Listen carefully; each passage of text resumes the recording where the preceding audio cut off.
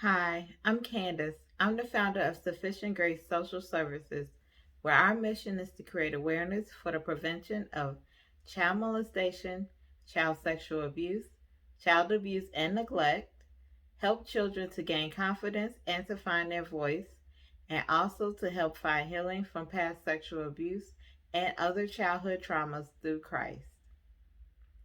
Today, I wanted to continue my conversation about my book of becoming me.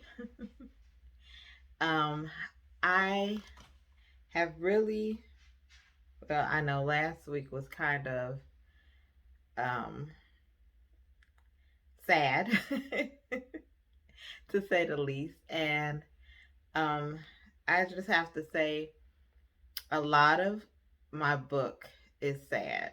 A lot, a lot of it is um, situations that were very hurtful to me, and things that happened to me were really crappy. And so, that's the whole reason why I wrote this book, was because I needed a way of releasing that hurt from all the things that happened to me in my past. And so I just wanted to give a disclaimer because, like, this book, even though it's small, is deep, and it has a lot of hurt and a lot of pain in it. And I just have to say that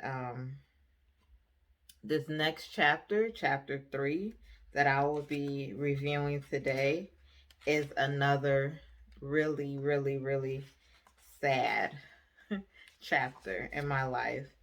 And oh, one more thing I want to say. I have actually, I hate to say this, but I don't know if I did the first time. I've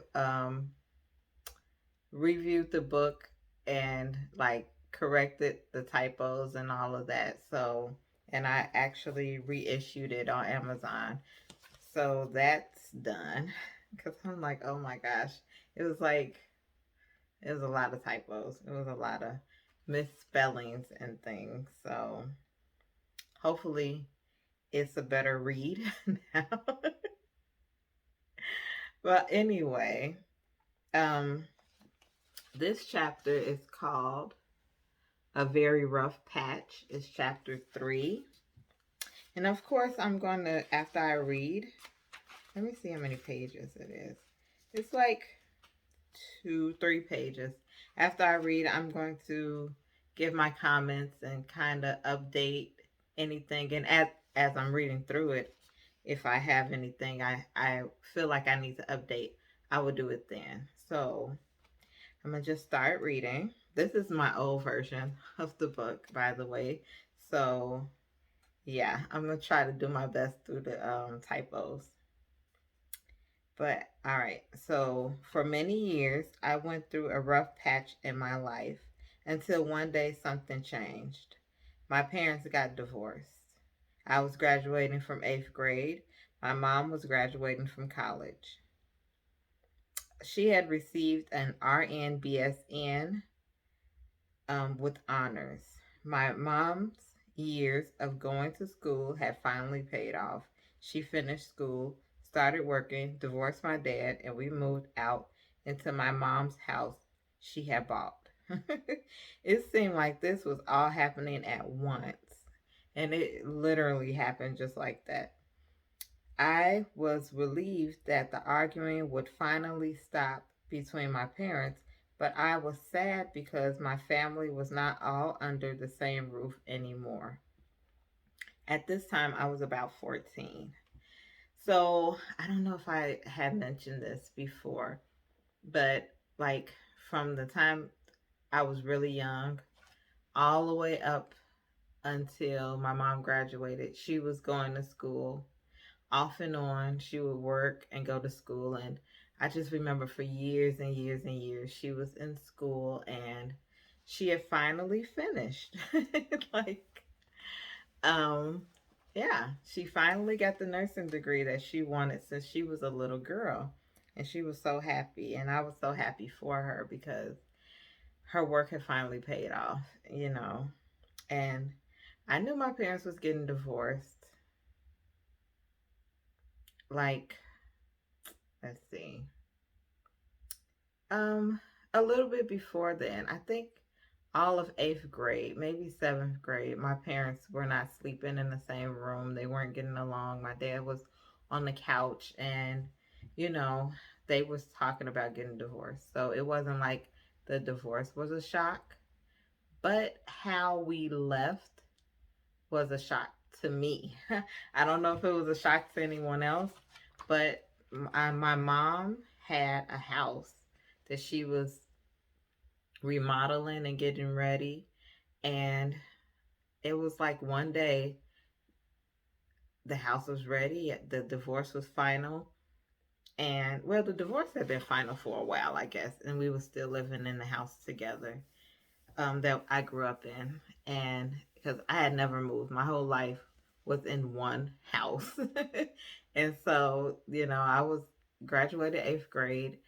My mom graduated from college, and um,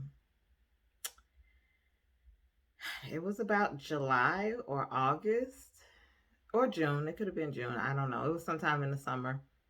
And we just, or the early fall, we just packed everything and moved in one day. It was like nothing was packed, nothing was talking about, okay, we were going to move. And then, like, the next day, okay, my dad went to work, and it's like my mom's family came over and helped us pack, and we just was gone. By the time he got home, we were gone. And I thought that that was like terrible. You know, I felt so bad for my dad. Oh, just to say, I might cry through this video. I'm going to try not to cry. I got on my glasses today. So I won't be so ugly crying. But yeah, I thought that that was very hurtful to me. And I felt like it would really hurt him. You know, coming home and your family is just gone, you know. I didn't, I don't know.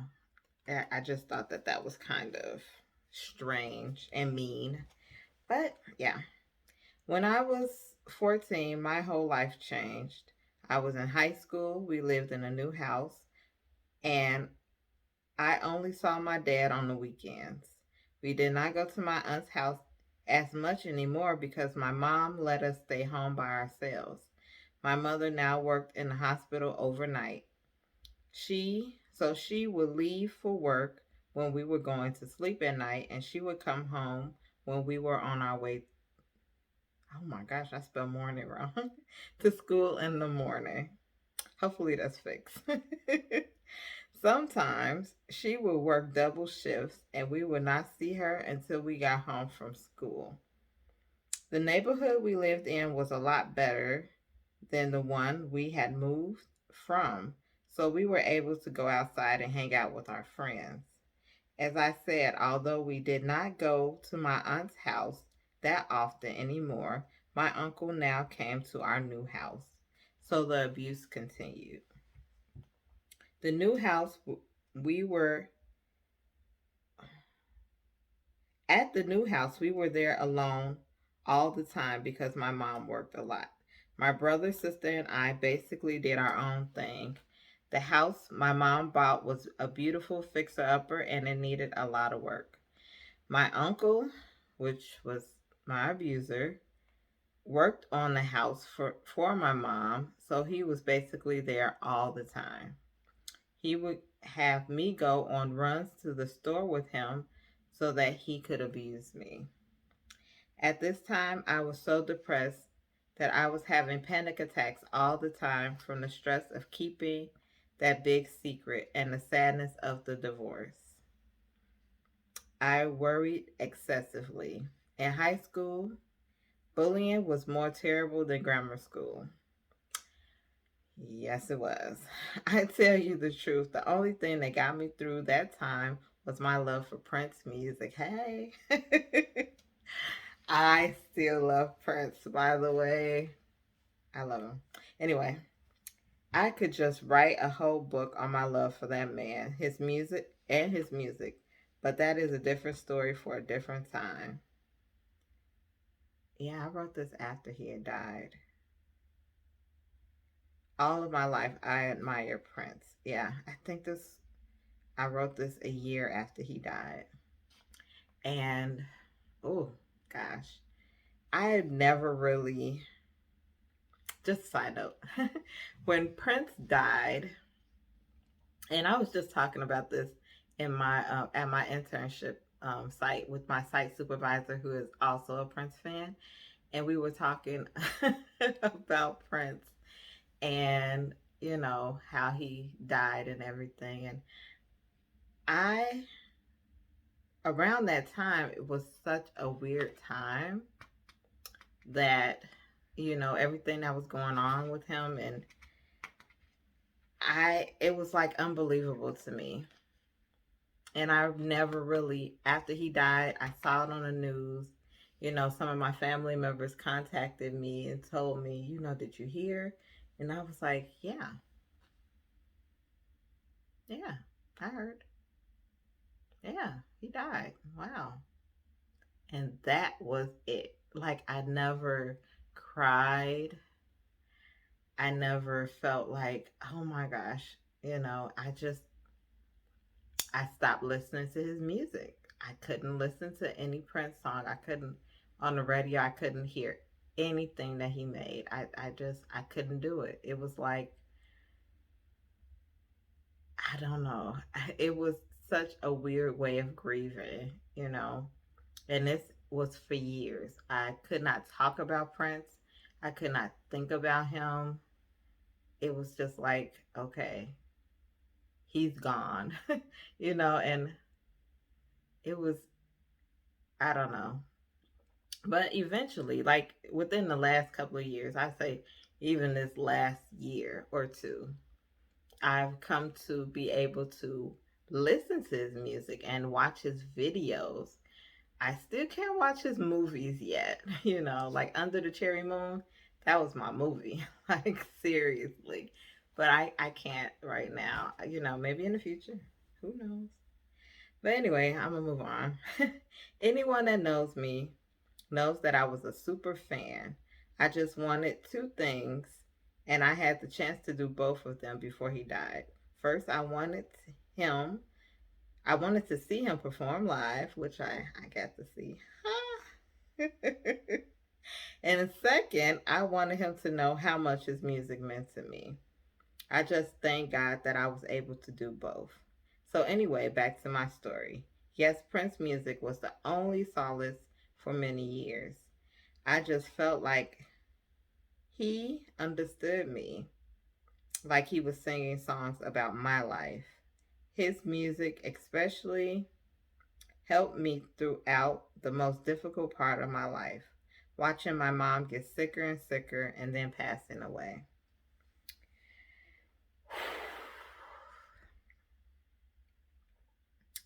All right, I had to take a deep breath because, like, Prince dying, which can't compare to my mom dying, you know. Oh, glasses. I can't wear them up like this because my eyelashes are too long. But anyway, yeah, so this is going to be hard reading this.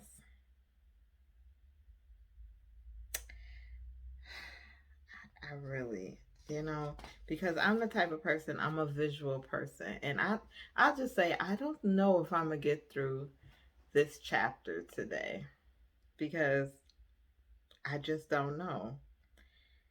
And so, I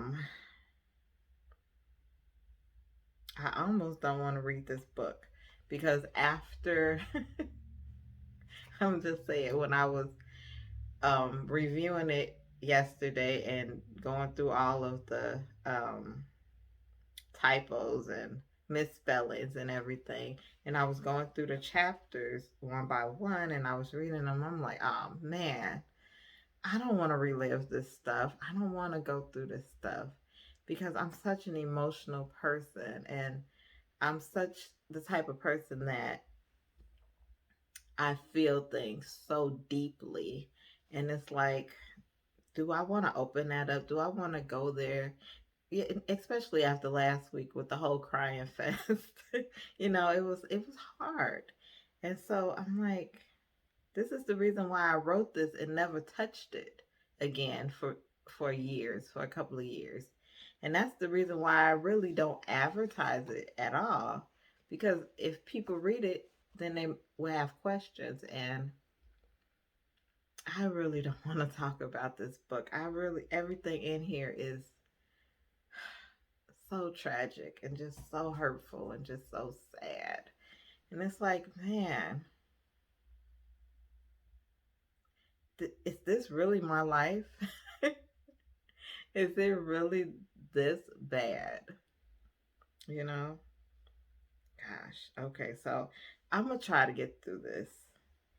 I have to admit, I'm not quite over it. I don't know what person ever gets over losing their mother at any age. I could not even be where I am today. Wait, I could not even be where I said and am today without God. Oh, Lord Jesus. I hope, let me see, because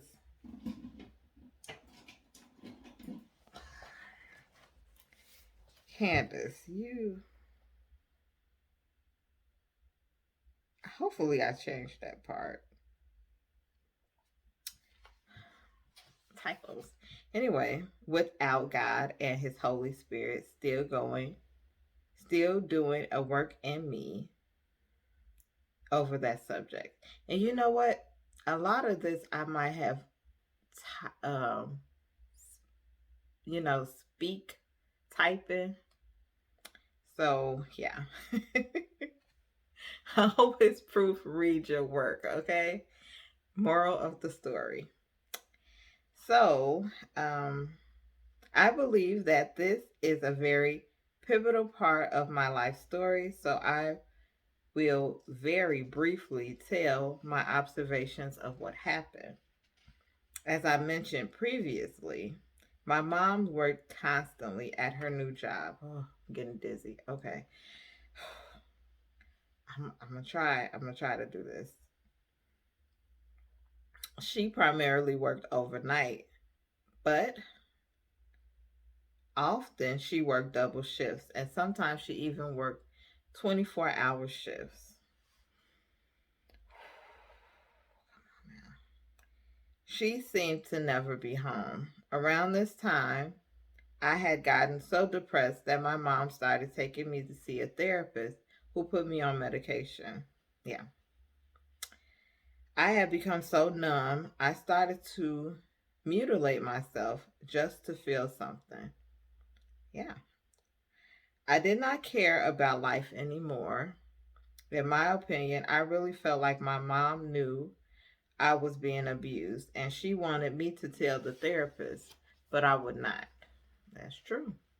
I was afraid and I just wanted my mom to put a stop to it, but she just would not. I, you know, that's something that I don't know for a fact that my mom knew, but just how she was acting towards the situation, I felt like she knew. I felt like not only she knew, but I felt like my granddad knew. I felt like certain people in my life knew what was going on with me. And they just, it was like they were mad at me because of it. Here I am, a teenager, and obviously breaking down inside and had been for years because didn't just start. This was going on since I was like 4 or 5 years old. And so, it's like for everybody to put it on me and to try to make me say something. And it's like, well, if I was strong enough to say something about it, or if I felt like I had support to say something about it, I would have already said it, you know? I didn't feel safe. I didn't feel safe. I didn't. While working, my mom was always stressed out and tired, and I could see her getting sick.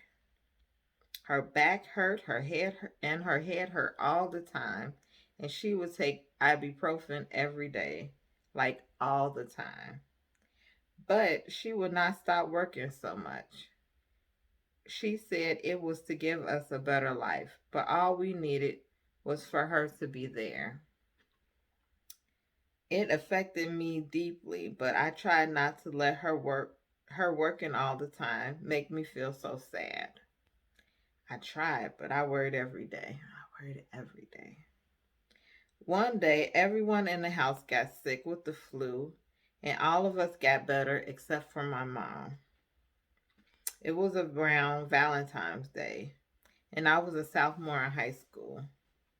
My mom had gotten so sick that she had to go into the hospital. She she went to the same one that she worked at, which was Roseland Community Hospital. Shout out to Roseland. Anyway, she was basically in and out of the hospital from then on. She was not getting any better, and after some testing, the doctors figured out that she had cancer. So she was transferred to a different hospital after she almost died at the first one. Yeah, they were incompetent, to say the least. Um, the same people that my mom knew, oh, she'll be better, and she kept getting worse. She kept getting worse, and they at first they were saying it was this, it was that, it was that, it was this, and she just kept getting sicker and sicker. They would send her home. She had to go right back, and then they finally did some testing and realized she had like a rare form of cancer. And after that, they wouldn't touch her. They was like, nope, we don't handle that there. She has to go somewhere else. And it was like, wow, okay, okie dokie, yeah. And the strange part about it is, even after they knew she was sick and in the hospital, they was calling her for work. They calling her cell phone. Calling the house phone because back then it wasn't really cell phone. And asking her, can she work? Can she come in? And I would answer the phone. I'm like, she's in the hospital. She's in the hospital with cancer. Oh yeah, okay, really? But Roseland Community Hospital. Anyway, so she began to get treatment for a while, and she seemed to get better. But every time they released her, she had to go back days later because she would get very sick again. One night, my mom came home from the hospital, and this is like the quick version because I wanted to get this over with because it was a lot in between that. One night, my mom came home from the hospital and she told me that she had to go to a special hospital in Arkansas. And I asked her why did she have to go. Then she told me if she did not go, she would die. I did not know then that she would never come home again. Like, again isn't there, but yeah, she never came home after that. So while my mom was in the hospital, we continued to live in our home, the one that she had purchased after the divorce, and we went to school as usual. My dad would come and check on us and get groceries for us, and my mom's family would come over from time to time as they split time between staying with my mom in Arkansas. My mom was there for many months. Yeah. Even when we went to see her in the summer, We even went to see her in the summer before my junior year. So yeah, she was there from, I would say, June. I would say she was there from right after her birthday in June until she died in October. Because I remember us celebrating her birthday, you know, in at home in Chicago. And then, yeah, she died in October. So, and from the time we realized she was sick until the time she died was about from February to October. So, yeah. When we saw her, she was out of it. That I don't She was so out of it that I don't think she realized we were even there. We got to see her once on that trip, and that was the last time I saw her alive. By the time I had started school again, we were living at both my mom and dad's house. My mom had gotten better for a time. We would even talk to her on the phone once in a while, and she sounded good. One day, she had called us and told us that she had gone into remission. I was so happy. She sounded so good, and I thought that she would be coming home soon. Within a couple of weeks, I came home from school to my mom's house, which I lived in Morgan Park, where I went to high school. And my dad was there to pick us up. He told my siblings and I we had to go to my aunt's house. I knew something was wrong because my dad never went to my aunt's house. This was my mom's sister, and she was supposed to be in Arkansas at the time, so it was strange that she was home. I knew something was wrong, and okay, my dad took us there and they set us down and told us that our mom had died. I did not understand what I was hearing. I did not believe it. I just kept saying that I had to talk to her. I had just talked to her and she sounded better. They had no explanation except she was gone. I was sad and confused. I'm gonna try to get through this. Within seconds, my life had changed forever. I did not know what to do, so I just got up and started running. Like a Forrest Gump run. I'm not trying to make jokes.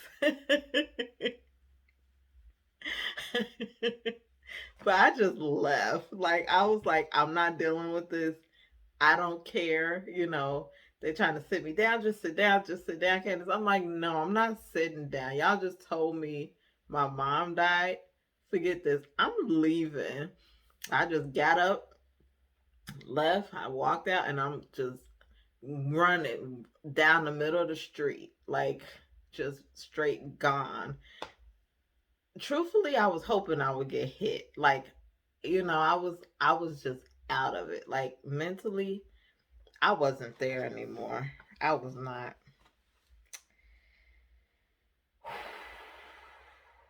I'm gonna be taking a lot of deep breaths. Okay. I did not know what to do, so I just got up and started running. If it was not for my dad who ran after me, I think I would have ran into the middle of the street. No, I was in the middle of the street. It was the most horrible day of my life. It must have been the grace of God that got me through it. When my dad caught up with me, he tried to calm me down, but I was inconsolable. I did not want to live anymore. All I knew in my life was pain, pain, and disappointment. Oh, gosh. I just feel sad for this little girl in this book. Gosh, I feel so sad for her. I feel really sad for her. Like, man, gosh, my hair is sticking up. I hate that. Like, just be down. But no, I really do. I feel sad for her because all I knew in my life was hurt, pain, and disappointment.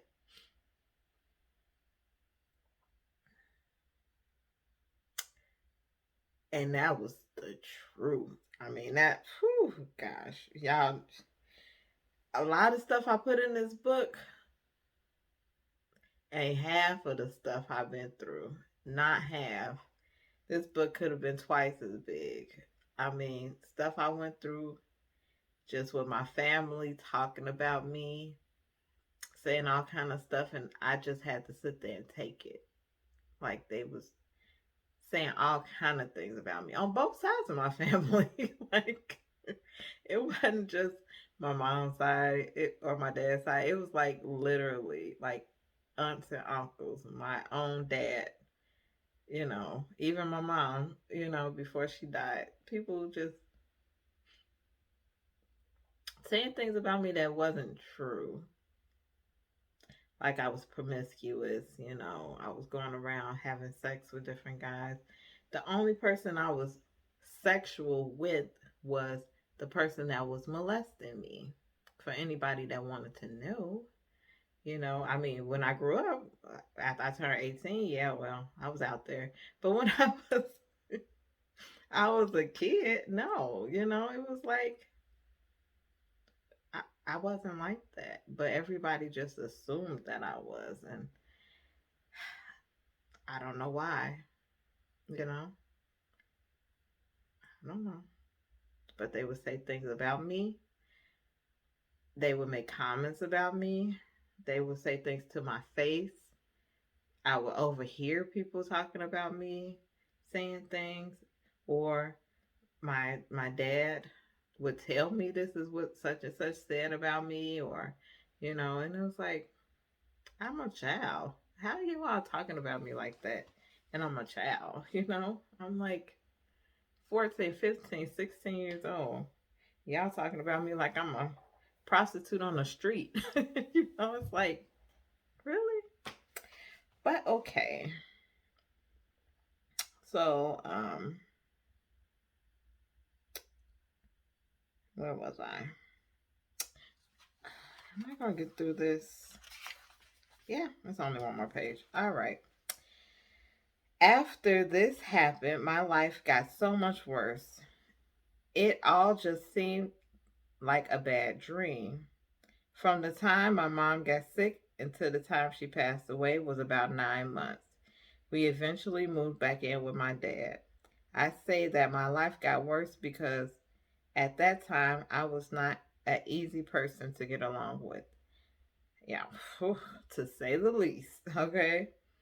My mom's family and my dad decided that they would have a family meeting to see who would take me in because I did not want to stay with my dad.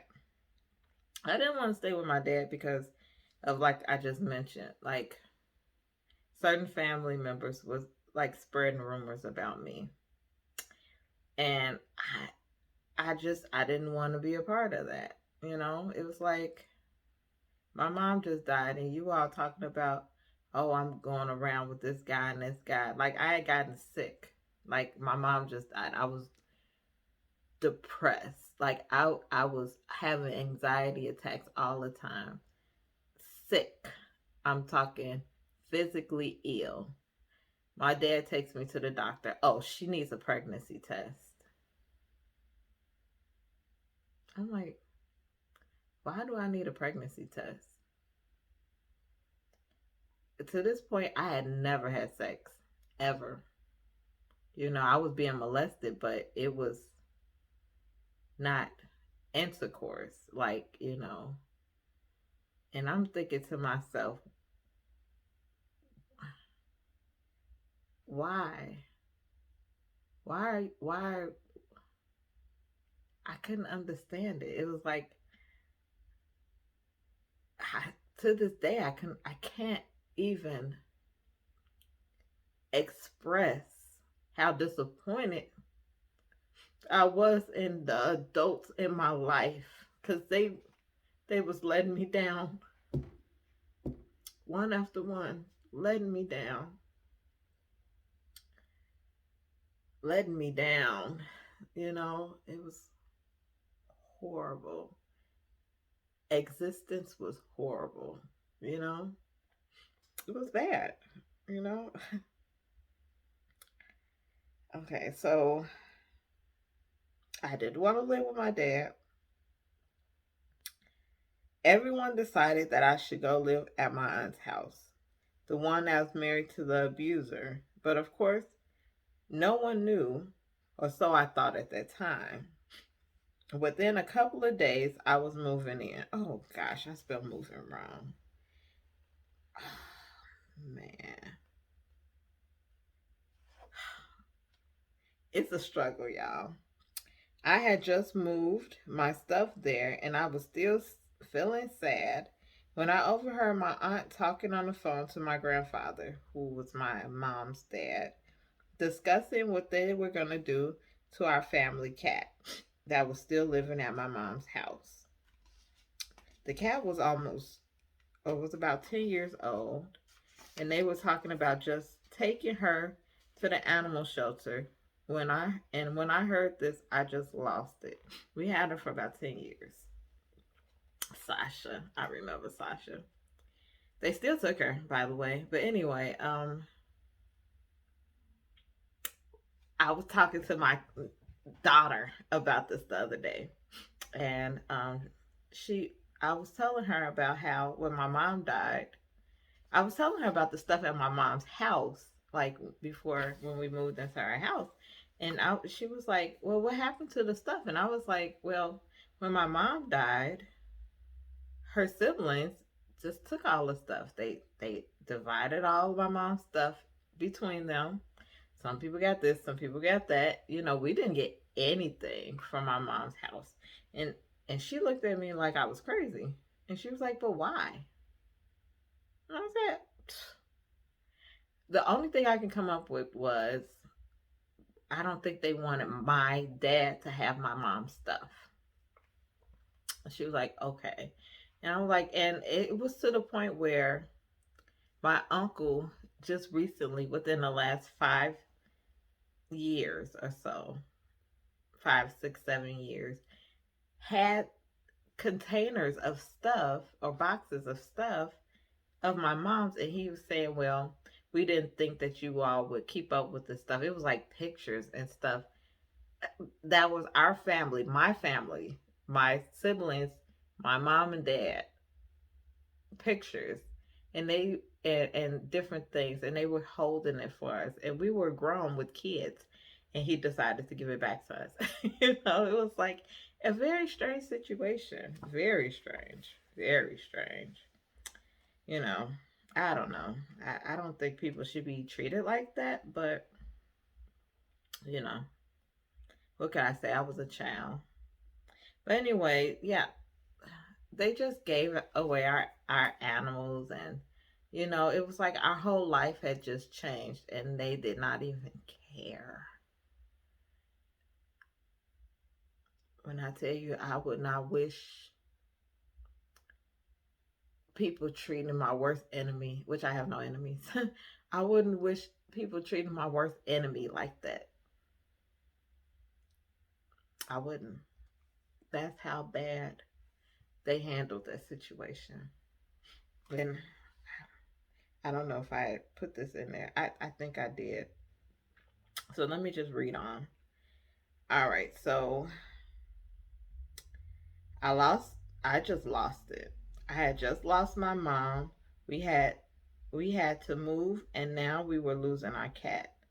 It just felt like I was losing everything in my life, and I did not feel secure or safe at all. I just ran upstairs at my aunt's house that I had just moved into that day, crying. Oh gosh, why is this? Okay. And my aunt ran after me and started hitting me and yelling at me. As she was beating me up, I managed to get away and run out of the house and went to the police station that was 2 blocks over. Real talk, true story. She was beating the shit out of me. Why? Because I ran upstairs crying.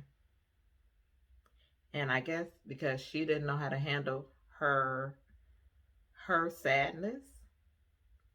She thought beating up on a 16-year-old child because she was sad that you were giving away her cat was the best way to handle things.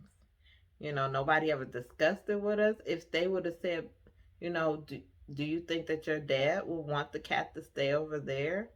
He probably would have said, yeah, you know. But instead, they just decided to go behind our back and just give her up. Just like they did the rest of the stuff that was at my mom's house, just divided between them. Like we were nothing and we had no opinions at all. So, anyway, after talking to the police officer, my dad and my aunt were called. It was decided that I was to move back home with my dad. Later on that evening, I left my aunt's house with all of my belongings and started living over at my dad's house. Although it was not easy living at my dad's house at the time, I feel like it was a blessing in disguise because I would have continued living if I would have continued living. Oh, that's it. Lord Jesus. If I would have continued living in the house with my abuser, only God knows what would have happened to me. My mom's house was sold and we never lived there again. I was relieved because so many bad things had happened there. I really never missed the house. And to tell you the truth, I might have drove past there maybe once or twice since then. And my mom died in 20, no, not 20 anything, 1999. So it's been a while. We lived there less than 2 years. Something had really stood out to me at the time when my mom got sick, and this was what I was about to mention. And I think that this was some of the reason why my aunt was so mad at me. And she got a lot of reasons to be mad at me. Oh well. Something that was something my aunt told me while my mom was still living. My aunt told me that my siblings, dad, and I were the reason that my mom got sick. And she also said that if she died, we would be responsible for her death. Like she literally came to we were still living at my mom's house. I think she was in Arkansas at the time, or maybe she wasn't even in Arkansas at the time, but she was in a hospital. And my aunt came over and she just stood at the door and I answered the door and she just let me have it. She just mad, ranting and raving, and you're the reason why you and your sister and your brother and your dad, you all made my sister sick, and if she dies, it's gonna be your fault, and just going on and on. And I'm like, okay. It's like, what do you say? Like, okay, okay. I was so depressed and so like out of it. At that point, I didn't even care what anybody said to me. I was like, you know, it's everything in me to even just be here. And you standing here telling me that I'm the reason why my mom is sick. What can I say? I took what she had to say. When she left, I probably just went and laid down. What can you say to that? So anyway, um, all right. She had come to my mom's house while we were still living there one night to tell us that. I don't even think anybody else was there. I think it was just me standing there while she was ranting and raving. All the time, it made me really sad because we were just kids. Oh, at that time, it made me really sad because we were just kids. I am sure she said this out of grief, but it is something that has stuck with me until this day. As of today, I have completely forget. Okay, this was parentheses, and I must have wrote this when I was rewriting it in 2019 because I originally wrote this in 2017, but then I read through it in 2019 so that I could type it out. So I put in parentheses, as of today, I have completely forgiven my aunt for everything that has happened in this situation. I love my aunt and would love a relationship with her. That wasn't the reason why our relationship ended. After that, we were still cool. I'm a very forgiving person. That's the end of the chapter, by the way. I'm a very forgiving person, and I've always said I'm the type of person that I don't hold grudges against people. I hold grudges against myself. So, like, anybody has a problem with me, I will internalize it. And if somebody does something to me, I'm thinking it's my fault. So I'm sure I I was hurt and depressed and sad that my aunt had said that to me. And this is the same aunt that jumped me and beat me down when I was crying about our cat. And this is the same aunt that accused me of lying when she found out that her husband was molesting kids in our family and had molested me when I was younger. What I want to say is, knowing where my family has come from and their background and everything that I've learned from the abusive, manipulative family that they have come from, I don't hold anything against anybody. In fact, if they had come from the very best family, affluent, money, or just love and just, everybody is like, I want to say the Cosby's, but I'm not gonna say that. Anyway, like the show, not the real. His name wasn't. Yeah, it was. Anyway, neither here nor there. But if they had come from the most loving family and she had treated me like this, I would still forgive her. You Nobody understands how anybody is going to take grief or disappointment. And my whole thing is, and I know I say this all the time, everybody who is living, everybody that is on this earth, it's my belief that we are all doing the best that we can.